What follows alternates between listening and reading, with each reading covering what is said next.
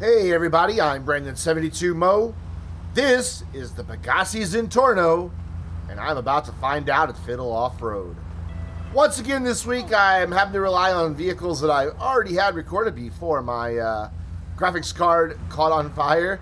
So you can vote for the vehicles that you want to see, and starting next week, I will return to the actual voting list. The Zentorno is fairly high up on the list, though. I've got my notes here. It's actually the 10th most voted for vehicle in the Will It Off-Road voting list. And you can vote for the vehicles you want to see as I learn how to speak by clicking in the link in the description down below if I remember to put it in. So the Zentorno. Can you guys remember the day when this was the Halo car in GTA Online? It was the car to have. If you wanted to be competitive in racing, and you wanted the best, most exotic supercar there was, as I hiccup mid-sentence, you had to have the Zentorno. Oh my god, how times have changed. Matter of fact, both cars that are featured in today's video are cars that when they came out were the gotta-have-it cars. They were one for a very short amount of time, but the Zentorno was the king of the block for a long time. You may have noticed at the start line I have the license plate on mine of Adder Killer. My hatred for the Adder is well documented by this point. Surprised nobody asked me in my Q&A why I hate the Adder so much. By the way, the Q&A is still coming. Just got delayed because of everything that happened on my computer. But anyways, so when I first started playing GTA Online, I didn't know too many people. So if none of my friends were online, I would just jump into random races and just race all afternoon. And that was back in the day when everybody was rolling around in their Chromatters with $sign wheels thinking they were the shit, because it's the fastest car in the game. Well, top speed at the time it was, but as we know, it can't go around a corner to save its life. And I would just absolutely wreck them all in my Zentorno. Thus, it earned the license plate Adder Killer. It does fine in traction off-road, and it does okay over some of the bigger rocks. Where the Zentorno struggles is with very lightweight over really uneven pavement, or in this case, really uneven dirt. I always call this pavement, even though I know it's dirt, don't know why. But it tends to bounce around quite a bit, and it does that on racetracks too. You take it over some unsettling things, and it will bounce around on you when you least expect it. It's also doing a weird thing where the front wheels are getting grip, and the rear wheels aren't, and so if I'm doing any steering input at all, it's wanting to jerk from one side to the other. You've seen that several times on this ascent up Mount Chiliad. But we're getting a great time out of the Zentorno, despite the fact that, I haven't really been going flat out. We're up the final side here, coming up over the last bit of rock.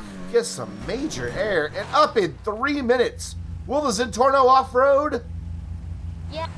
Yes, absolutely, as another Zentorno driven by Tacos Potatoes drives up the side of the hill to join me at the top of Mount Chiliad.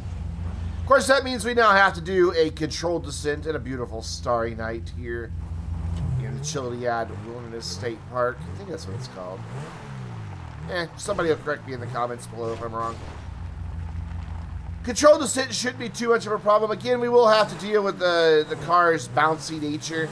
It does like to come up off the ground when you go over the uneven stuff. So I've got to keep that in mind and keep my speed down. But as far as braking, there's really no issue there. It doesn't lock up. If you're just gentle on the brakes, you can see me kind of tapping them as the brake lights go on and off and on and off and on and off. Probably the most I've ever seen the brake lights on the Zentorno, because it's really a car you don't have to really in a racetrack worry about that much. It's a very forgiving car on the racetrack as well. Me and some friends that I used to play with, we used to call it the cheater car, because it's just so easy to get this thing around the track, and if you make a mistake, it's really easy to correct. The Zentorno. By the way, somebody asked me recently on my Discord server, they are a fan, like I am, of Ruffy1322, And they pointed out that Bruffy has his Bruffy Random Bits channel where he posts a lot of the race that he calls G-Fred. And that race takes him up and down Mount Chiliad at one point, often following a lot of the same route that I take. And they pointed out, as the Zentorno spins a little bit there on a rough landing, they pointed out that Bruffy gets up and down that section a lot faster than me. And you know what? There's a good reason for that. Bruffy's in a race at those particular times. And if you've watched any of his G-Fred videos, you know that the greater speed that he carries also carries greater risk of slipping, sliding, bouncing around. Ooh, nasty crash on the Zentorno there. It just doesn't like to land. But you have a bigger risk of flying off the side, of having a mistake that will send you tumbling down the mountain. And the Will It Off-Road series is more about seeing how it performs in a controlled environment. Will it, under ideal circumstances and with cautious but aggressive driving, if that two can exist in the same mind, they can, will it off-road? And that's what we find out here. So that's why, yeah, Bruffy's going to get up a few seconds quicker, because he's going flat out as often as he can, and I'm more concerned about precise control and not getting wheel spin and not flying off the side of the mountain, even though the Zentorno has already taken quite a beating, even though we've not yet reached the damage-resistant portion of our test. But we are down on terra firma. Well, I guess the mountain's terra firma too, but we're down on asphalt at least. Coming around to our final stop at 2 minutes 59 seconds, just about a second faster down than it was up. But that means going back to the top of Mount Chiliad, still nighttime, throwing this off the side of the mountain and seeing what kind of damage it can sustain. We've already got a couple busted windows, but I didn't think a few more things are going to get broken. Tacos Potatoes is following right behind me in his Zentorno. This is going to get pretty good pretty quick because we have two Zentornos tumbling down the mountain together. First they get into a wrestling match. I love it. I think it's great. And then I wind up on my roof sliding, and I'm back on my wheels. Yeah, it's just a cacophony of Zentorno madness flying down the hills here. Oh. And now I know there's got to be a metaphor here of two supercars, two Zentornos, being on their roofs in the exact same spot, but I just can't think of it. That's clearly a metaphor for something really deep and meaningful in life. Especially because it's going to happen again here in just a few seconds. We're going to wind up. Tacos had a bit of a crash there. I don't know if I helped him or not. I didn't really stop to look. I just ran into the side of him and kept going. I'm such a good friend, aren't I? Yes. And I'm upside down and back on my wheels and upside down. And look who else is upside down in the same spot. I just thought it was really funny that twice on the damage descent we both wound up upside down in the exact same places. Maybe it's something about the Zentorno flipping around really easy on this bumpy stuff. Probably. But we're down in a pretty quick amount of time. Just got this final bumpy bit of mud. That's hard to say. Bumpy bit of mud to go through.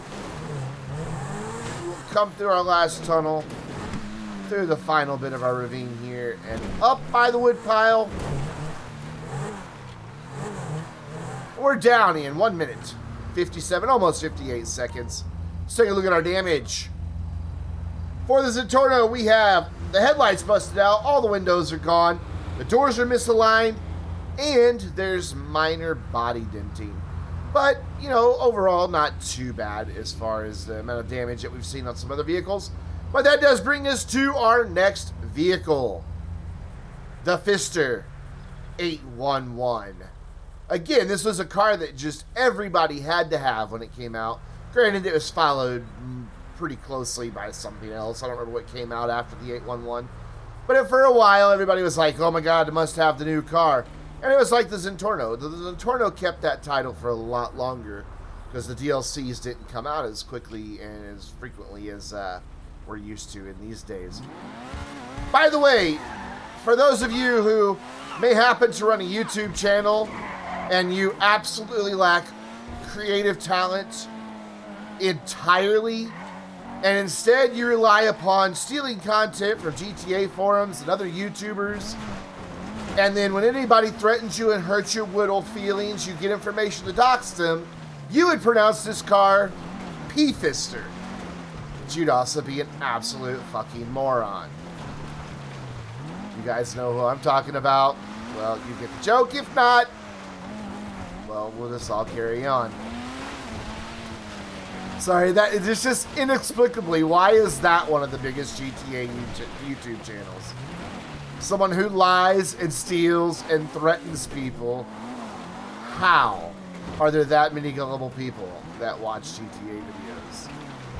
Oh well, I'm going to keep making my quality content and let them worry about themselves and their ugly, ugly Lexus that they drive. My grandma probably would have liked that Lexus a lot. But anyways, the 811, another all-wheel drive supercar, much smaller than I cannot talk today. Much smaller than the Zentorno, but I think it weighs a little bit more because it doesn't bounce around as much. It's a lot easier to keep the Zentorno in line, or the 811 in line than it is with the Zentorno. Don't have those same challenges. Not that the Zentorno is difficult to get up. I mean, it got a fantastic time.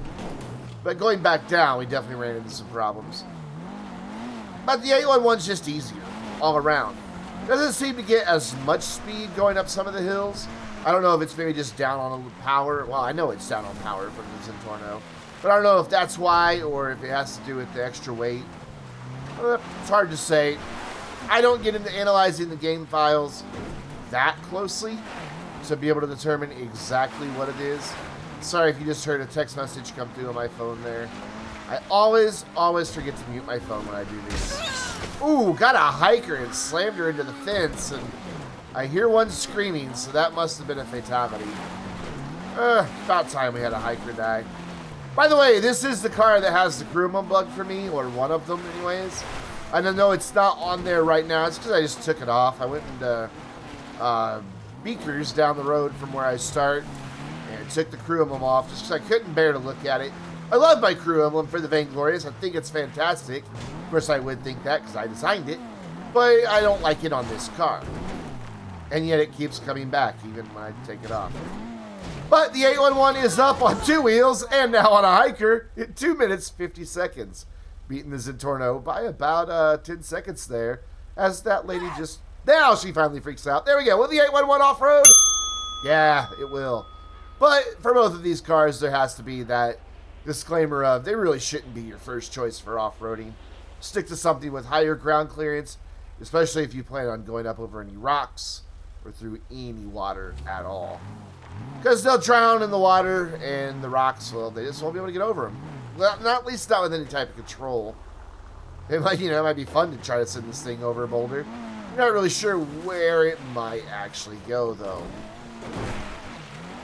I do love the 811. It's a really fun car to drive. Not the fastest around the track, but it does okay. But I just like driving it. The only reason I don't ever drive it is because of the aforementioned crew emblem bug. It affects random people with random cars. If it's never happened to you, count yourself fortunate. Because when it does happen, it is annoying. So it never fails. It always happens on a car where the crew emblem just absolutely destroys an otherwise perfect design.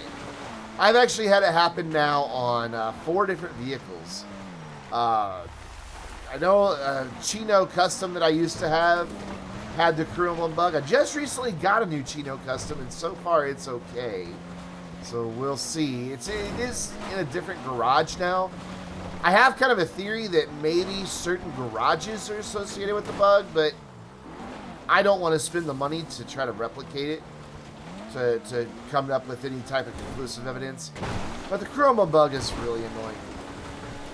Because it's just like I said earlier, you can go into Los Angeles Customs, take the crew emblem off, and it'll remain off as long as you're in that lobby. But when you change lobbies or the next time you play the game, the crew emblem's back on the car again. Just really frustrating. But what's not frustrating is how wonderfully the 811 is handling down the mountain. Like my segue there? What bad? That's the professional YouTuberism right there. That's right, YouTuberism. That's what I said. But the 811 is just, it's doing great. It doesn't get up to a lot of top speed, which is actually kind of good. You don't want that. But it goes over the bumps nicely. It handled all the jumps really well. It's just been an absolute pleasure. I was surprised. I expected it to be a bit of a struggle because it is such a small car. But nah, it's been an absolute joy to drive. Though I will get into a little bit of trouble here in just a second as I get a little too aggressive coming around one of these final turns. Can't blame it on the car, though. It was just me pushing it just a little too hard. There we go. Yep. Got it back under control somewhat, though. And we are down in 2 minutes, 44 seconds, which means taking this one back to the top to see what type of damage it can withstand as night is falling in GTA Online. And we're off! Nice landing on that first jump there. Kept it really nice and flat. This car is really easy to control in midair. Of course, when it starts doing spins like those, there's not much you can do. But just that first initial jump, I had no problem landing that thing on all four wheels. This car is just really compliant. It's really easy to control midair. Oh, that that were true for reality. It is taking quite a beating, though. I hear lots of things breaking. I already see that the hood's wanting to come open. I wouldn't be surprised if we don't lose that hood before we're down. The hood on the 811 does come off fairly easy after just a few collisions, so I wouldn't be surprised if it's not gone. We've seen the doors come open several times. But yeah, we'll see. But yeah, as I mentioned at the beginning of the video, make sure you guys are voting for the vehicles that you want to see in Will It Off-Road. I check the results every Monday, and they record the top vehicles. So if you vote late on a Monday, you probably won't see your choices reflected until the next week. And by the way, you can vote as many times as you want. I know full well that there are a few people that they really want to see a certain vehicle, whether because they think it'd be funny to watch me struggle with it, or because they're just genuinely curious how it'll perform, and they'll vote 20, 30 times for the same vehicle over and over again. That's fine. If you wanted to vote that time, go for it. But the 811 is down in 1 minute, 39 seconds. Let's take a look at the damage. We have a headlight and the taillight busted out. The left window is gone. The doors and hood are misaligned. Has moderate body denting and ever so slightly bent wheels. Hey, if you guys enjoyed this video, you know what to do. Hit that like button, get subscribed if you haven't already, and leave a comment down below. I'm Brendan72Mo, and I'll see you in the next video.